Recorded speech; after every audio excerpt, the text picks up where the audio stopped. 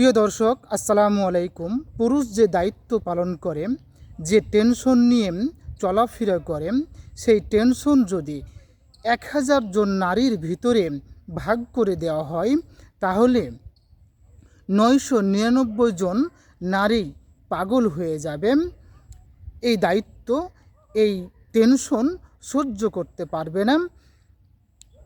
এটাই বাস্তব। আপনি কি সফলতা অর্জন করতে চান? যদি সফলতা অর্জন করতে চান, আপনার জীবন থেকে 5টি জিনিস চিরতরে বিদায় করে দিতে হবে। সফলতা চাই ত্যাগ, আর এই ত্যাগের মাধ্যমে, ত্যাগ তিতিক্ষার মাধ্যমে আপনাকে সফলতা অর্জন করতে হবে। সফলতা সবসময় মানুষের জীবনে চাই ত্যাগ, আর সেই ত্যাগের মাধ্যমেই সফলতা অর্জন করা সম্ভব। 5টি পয়েন্ট যদি আপনি মেনে চলতে পারেন, আপনার জীবনে সফলতা নিশ্চিত। সফলতা আপনার জীবনে আসবে। নাম্বার 1, সর্বপ্রথম 2 চোখের ঘুম ছাড়তে হবে। নাম্বার 2, সকল বন্ধু বান্ধবদের সাথ থেকে আড্ডা মারা ছাড়তে হবে। নাম্বার 3, আপনার জীবনে কষ্ট সহ করতে হবে। নাম্বার 4, সকল প্রকার গেম খেলা মোবাইল থেকে চিরতরে আপনার জীবন থেকে মুছে ফেলতে হবে। এবং নিজের ভিতরে সফলতা অর্জনের জন্য আপনাকে যুদ্ধ চালাতে হবে, সবসময় যুদ্ধ করতে হবে, কঠোর পরিশ্রম করতে হবে, তাহলেই আপনি সফলতা অর্জন করতে। হে প্রিয়, যেদিন তোমার হুঁশ ফিরবে, সেই দিন তুমি বুঝবে, আর সেই দিন তুমি আমার থেকেও বেশি কাঁদবে। এটাই বাস্তব। এই জীবনটা আরও সুন্দর হতো যদি আগে থেকে স্বার্থপর এবং বেঈমান মানুষগুলোকে চেনা যেত। তাহলে জীবনটা, এমন কোনো জিনিস আছে যেগুলো না পাওয়া সব কিছুই সুন্দর, যেমনটা তুমি। একটি গণতান্ত্রিক বাংলাদেশে এমন এমন ঘটনা ঘটতেছে যা দেখলে এবং শুনলে গায়ের পশম সহ দাঁড়িয়ে যায়। এমন একটি ঘটনা, চান্দনা চৌরাস্তা এলাকার ফুটপাত থেকে চাঁদাবাজিকে সংগ্রহ করে এক সাহসী সাংবাদিক একটি লাইভ করেছিল বৃহস্পতিবার। সেই বৃহস্পতিবার লাইভ করার কারণে তাকে এই দুনিয়া থেকে চিরতরে বিদায় করা হয়েছে, তাকে হত্যা করা হয়েছে। এমন নৃশংসভাবে তাকে হত্যা করা হয়েছে যা কল্পনার বাইরে।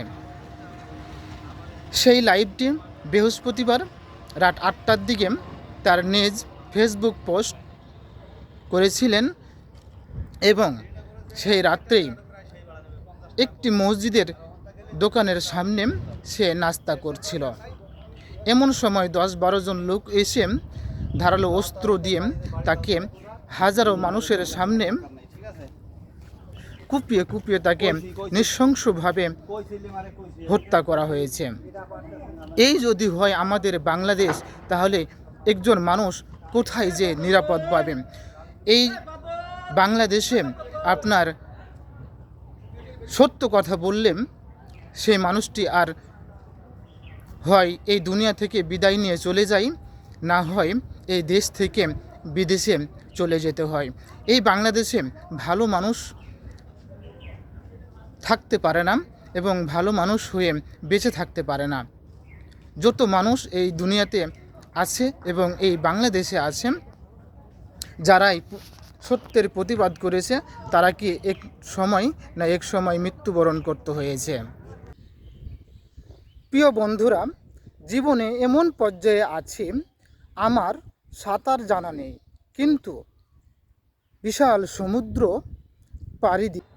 আপনারা সর্বদা একটি কথা মনে রাখবেন, বাবার উপর কখনো মেজাজ দেখায়ও না, কারণ সূর্য ডুবে গেলে নিমিষের মধ্যে যেমন অন্ধকার নেমে আসে, তেমনি এই জীবন থেকে বাবা নামক বটবৃক্ষটি চলে গেলে এই পৃথিবী অন্ধকার হয়ে যাবে, আপনার জীবন অন্ধকার হয়ে যাবে। তাই বাবাকে ভালোবাসুন, বাবা মার সেবা করুন, দেখবেন আপনার জীবনটা সুন্দর হয়ে বাবা মার দোয়ায় আপনি আরও ভালো। আমি এমন পর্যায়ে আছি এবং এমন পর্যায়ে পৌঁছে গেছি যে আমার কোনো সাঁতার জানা নেই, অথচ আমাকে দীর্ঘ সমুদ্র পাড়ি দিতে হবে এবং মানুষের সেবামূলক কাজ করতে হবে এবং মানুষকে ভালোবাসতে হবে এবং আমাকে সফলতার চূড়ায় পৌঁছাতে হবে।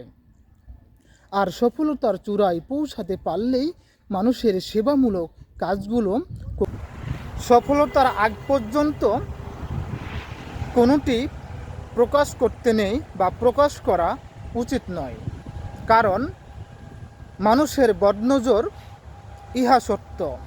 যদি মানুষের বদনজর আপনার উপর লেগে যায় তাহলে আপনি সফলতা অর্জন করতে পারবেন না। সবথেকে মূল্যবান জিনিস কি জানেন?